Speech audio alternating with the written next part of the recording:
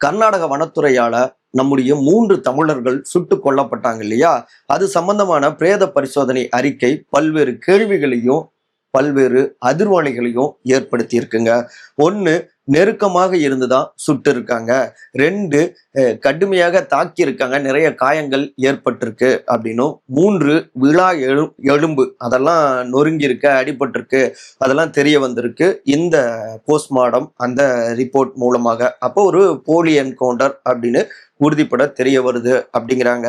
இன்னொரு பக்கம் எதிர்க்கட்சி தலைவரான திரு உதயநிதி ஸ்டாலின், நீங்க கர்நாடக முதலமைச்சர் திரு டி.கே. சிவகுமார் அவர்கிட்ட இந்த தென்மண்டல மாநாடு சம்பந்தமா வந்திருந்த நேரத்துல ஏதாவது கேள்விகளை அடுக்குனீங்களா, இது சம்பந்தமா விளக்கம் கேட்டீங்களா திரு ஜோசப் விஜய் சிஎம் அப்படின்னு கேட்டிருக்காரு.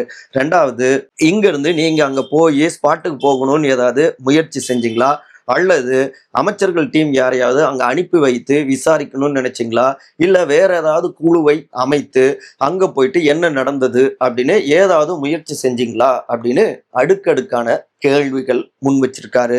இன்னொரு பக்கம் பாமகவும் ஒரு உண்மை அறியும் குழுவை அங்க அனுப்பி வச்சு அவங்களும் இப்ப திரும்பி இருக்காங்க. அதுல குறிப்பா தர்மபுரி முன்னாள் பாமக சட்டமன்ற உறுப்பினரான திரு வெங்கடேஸ்வரனும் இந்த சுட்டுக் கொல்லப்பட்டவர்கள் மீது இதற்கு முன்னதாக எந்த விதமான குற்ற வழக்குகளும் இல்ல, அவங்க அப்பாவி தமிழர்கள் தான், எளிய மக்கள் தான், இது ஒரு போலி என்கவுண்டர் போலத்தான் தெரிய வருது.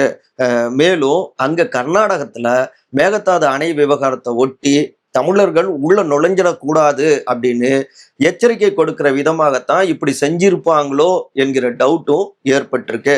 அதனால உடனடியாக சிபிஐ விசாரணை வேண்டும் அப்படின்னும் கோரிக்கையை முன் வச்சிருந்திருக்காங்க.